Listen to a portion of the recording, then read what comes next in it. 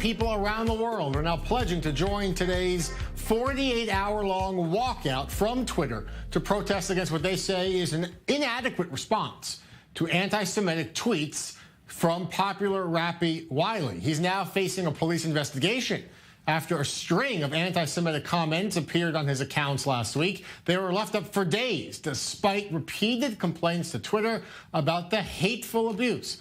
The 41-year-old rapper has nearly 500,000 followers on his Twitter account. It is currently suspended, but some of the statements have been deleted from other users on the platform. With me now is Imam Mohammed Tawhidi. He is joining us from Dubai, and he is participating in this 2-day-long boycott. Sir, thank you for being with me. Imam, I want to ask about your decision to participate. Originally, this deals with anti-Semitic abuse and very hateful things against Jews. As a Muslim, why is it important for you to participate also? It's very important because it is our duty as human beings to stand against violence and extremism wherever we see it. And anti-Semitism is basically the road and the path to violence and terrorism. And we see that in New York. We see that in other places around the world where it's basically open season. Now, why that concerns me as a Muslim is because the Jewish community is the #1 most vocal community right now speaking against the persecution of Muslims in China.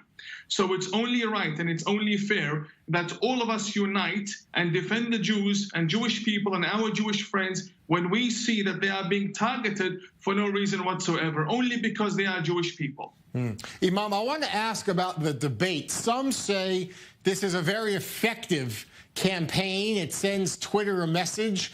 Others say it's better to speak out against the hate, to fight it with truth and fight it aggressively rather than be silent, rather than boycott the platform. It lets the haters win. What do you say about that argument? No, basically there is some serious, right now, we are not boycotting the platform. We're not leaving the platform. In fact, we are the loudest people there.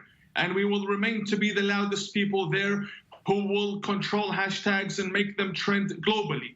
So when it comes to opposing terrorism and extremism, we are there and we are the loudest. We're not leaving the platform. What we are doing is we are taking a step back to protest in silence. We are telling them that this platform is very toxic at the moment. We want to observe and we want to give Twitter the option and the chance to respond properly, respond professionally, respond appropriately to this serious issue. Anti-Semitism is a serious issue. The tweets from this low-life rapper are basically calling for Jews to be killed, to be shot. He used to remove these tweets. We thank them for that, but we also want them to go further. There are tweets where other celebrity activists are calling Jews termites and calling them cockroaches and calling them pigs and apes. And as Muslims, we say, no, they're not pigs and they're not apes and they're not cockroaches and they're not termites. They're human beings like us and they're honorable people. And we reject all of these statements whatsoever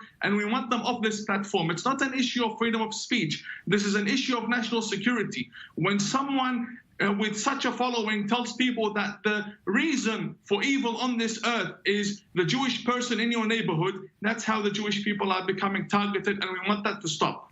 Imam, in recent weeks, there have been many prominent celebrities, athletes. There's a football player in America who Jewish control and exploitation and blackmail. There's Ice Cube, who's another rapper. Now we have Wiley in the UK. There's also hate from activists, not just against Jews, but also against Muslims as well. Is there a common fight against the inactivity of the social media platforms between Jews and Muslims?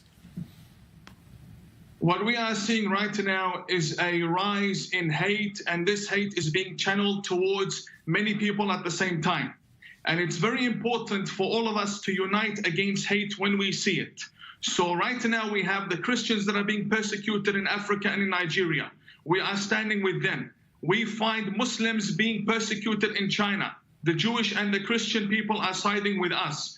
We are seeing anti-Semitism direct to languages imaginable, not just in English. There are tweets in every single language you can think of that are targeting Jews and calling for them to be killed and assassinated, and it's horrible. And we want Twitter to stick to its own safety policy and implement what it promises its users, a safe place for all users. We don't want to see Jews being harmed or killed, or anybody for that matter. Yeah. I have written an article where I discuss the rise of celebrity activism from 2020.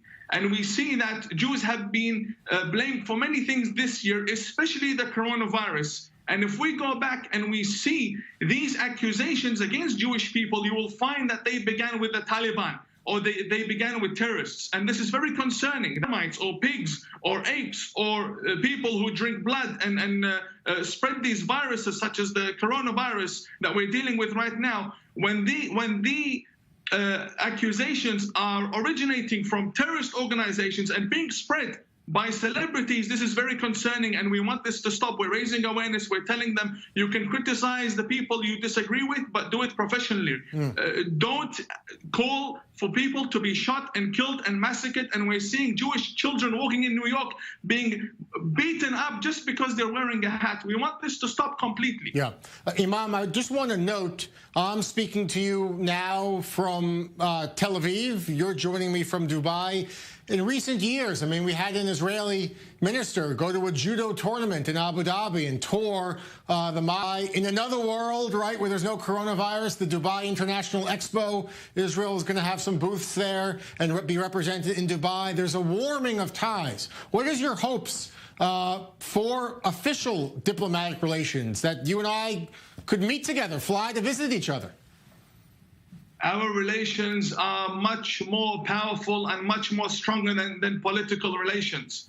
Islam is built on Jewish teachings.